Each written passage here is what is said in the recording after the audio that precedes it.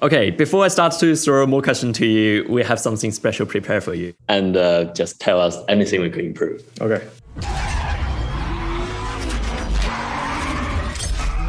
Oh, beautiful. I love it. You know, the shifter, manual trans, always a key ingredient. The insert shot of the front steering angle, which is great. The sound effects are great. The slow-mo move of the car drifting. You should direct Fast 10. I'll tell Vin you could take over. I'll be there, and I think you got a huge future in this business. 好哥，我是 Tim， 欢迎收看我们新一期的后台节目。那刚刚是《速度与激情9》的汽车统筹还有导演看过我们的车试给出的评价，因为本来采访他们，我觉得可能不会这么有趣，那我们就想着来反客为主啊，就是玩，直接给他们看一下我们自己拍的这些场景，最终就出现了这么一期节目。那如果大家还有印象的话，我们之前发布过一期视频，讲述了我们改装了一辆全能的拍摄车，并且拍了一段车戏。那个时候我就说过，我们团队一直对拍出漂亮的车戏都抱有非常大的兴趣，还有期待。那两位大佬还是非常给我面子啊，并没有给我们太多的打击，但是当然我们也深知自己和他们的差距，所以这次我们很荣幸得到了环球的邀请，给了我们采访《速度与激情9》的各位卡司，还有导演和汽车统筹的机会，和这些专门拍车戏的大佬们进行一个交流，还有学习。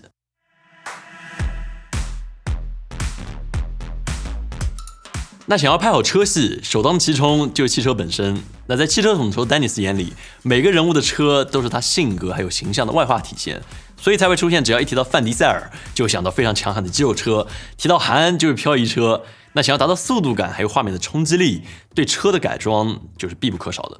那为了拍摄效果，他们会把方向盘的转向角度调得更大。那就像一些车手在急转弯的时候，他们就会猛地打好几圈方向盘，给观众带来这种比较强的视觉冲击。同时，它会给车辆加装限滑差速器，能更好的让两边的轮子都均衡的输出动力，使车尾产生滑移现象。那这也是速激的常规操作，就是漂移，所以他们也会给车换抓地力更强的轮胎。那当然，不管是车翻了还是撞了，你通常都不会看到安全气囊爆出。那你可以想象一下，如果范迪塞尔在冷酷的碰撞飙车时，安全气囊突然爆开，那个场面。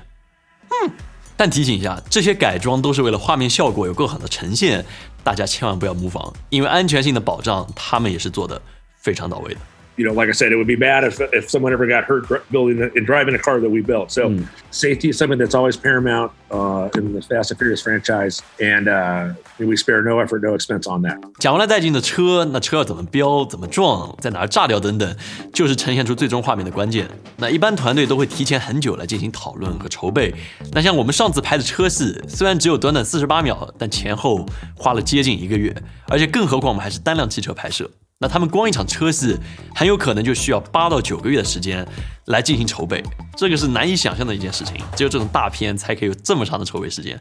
那在设计所有车的行驶轨道还有路线的时候，导演和特技指导就像你想的一样，他们并不会真的在路上开这些车，而是会趴在地上或者在桌上拿着一堆小的玩具车来进行比划。那就在这一堆小玩具车中诞生了这些一个个经典而酷炫的车戏片段。那虽然导演团队在前期已经有了一个完整的分镜，但是到了现场的拍摄时候，摄制组还有俄罗斯币的团队仍然掌握很大的一个话语权，因为很多机位运动还有调度都得依靠他们的专业度还有经验。那如果各位不知道俄罗斯币是什么的话，可以看一下我们这期节目这边了解一下。那简单来说，它就是一个云台稳定系统、电控摇臂还有一个车的结合。在拍摄中难度和危险程度其实都非常高，我们当初试过用这套系统来拍摄，好几个漂移镜头都差一点点，就几厘米、10几厘米这种距离就给撞上了，但其实最终呈现的效果是非常酷炫的，所以这相当于一个交换，你要用这种危险性来交换这个酷炫的镜头。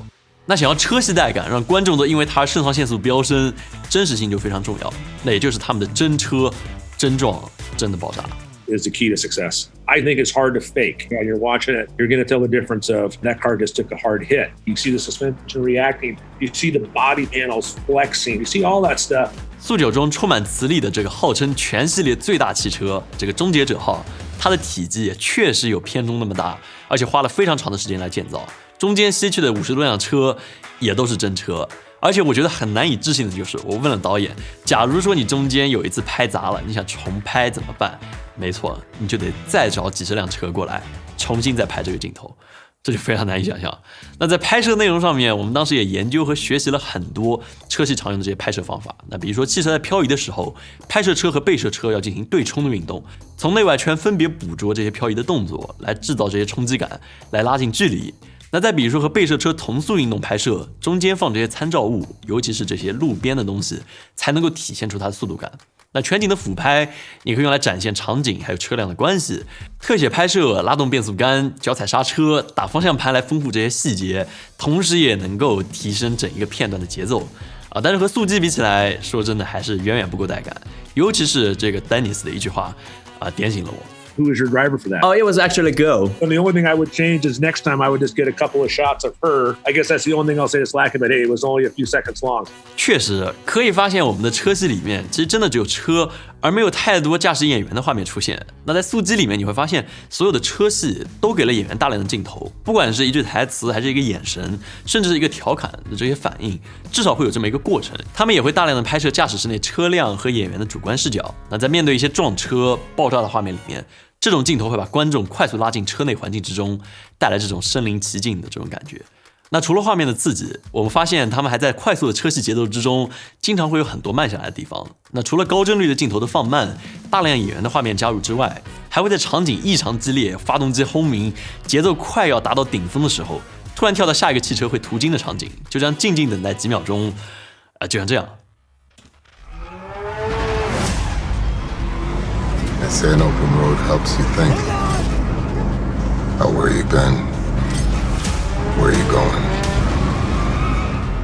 It'll be my way and my crew. Hard check, call it in. Check. I'm good, let's do this. They say if you want to glimpse the future, just look behind you.